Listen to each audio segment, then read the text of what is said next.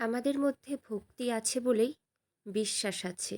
আর এই বিশ্বাসের মধ্য দিয়েই কিন্তু ঈশ্বর বসবাস করে। দেখো, সিন্নি সিন্নি খেতে কত না ভালো লাগে। আমার তো খুবই ভালো লাগে। আর এই শ্রাবণ মাসে প্রত্যেক শনিবার করে বড় ঠাকুরের ব্রত করা হয়। আর সেই ব্রতের সিন্নি সত্যি খুব ভালো লাগে খেতে।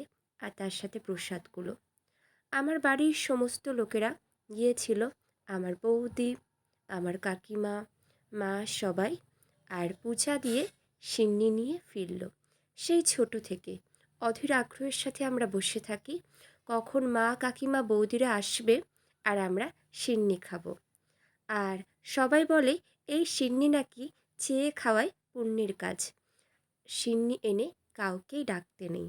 তো আমরা তো মন্দিরে বসে থাকি, আর এই মন্দিরেরই বাইরে আমরা বসে সবাই মিলে সিন্নি খাই। দারুণ মজা হয়।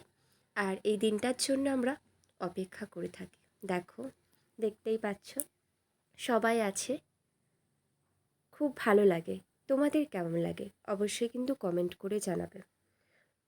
বড় ঠাকুরের সিন্নি, আর এই ব্রত করলে নাকি সমস্ত দুঃখ কষ্ট দূর হয়ে যায়। সেই জন্যই গ্রাম বাংলার মা, কাকিমা সবাই নিষ্ঠা সহকারে এই ব্রত পালন করে থাকে। সত্যি দেখো, দেখতেই পাচ্ছ, ভক্তিটাই সব কিছু, তাই না?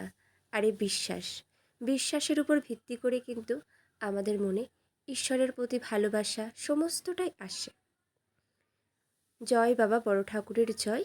বাবা, তুমি সবার মঙ্গল করো, সবাইকে ভালো রেখো আর হাসি খুশি রেখো। দেখো, আমাদের এই সমাজে, আমাদের এই বর্তমান দিনে ভালোবাসার ভীষণ দরকার। আন্তরিকতা, ভালোবাসা, একে অপরের পাশে থাকা। দেখো, সবাই সিন্নি খাচ্ছে, সবাই সিন্নি খেতে খুবই ব্যস্ত, দেখতেই পাচ্ছ। দেখো, আমার কাকিমা, এদিকে বনু, ভাইঝি সবাই আছে। এই মুহূর্তগুলো সত্যিই খুবই ভালো লাগে। আমার তো দারুণ লাগে। কাকিমা বসে আম খাচ্ছে, হঠাৎ করে আমি ভিডিও করা শুরু করে দিয়েছি। দেখো, তো বন্ধুরা, তোমাদের কেমন লাগলো অবশ্যই তোমরা কমেন্টে নিজস্ব মতামত জানাবে।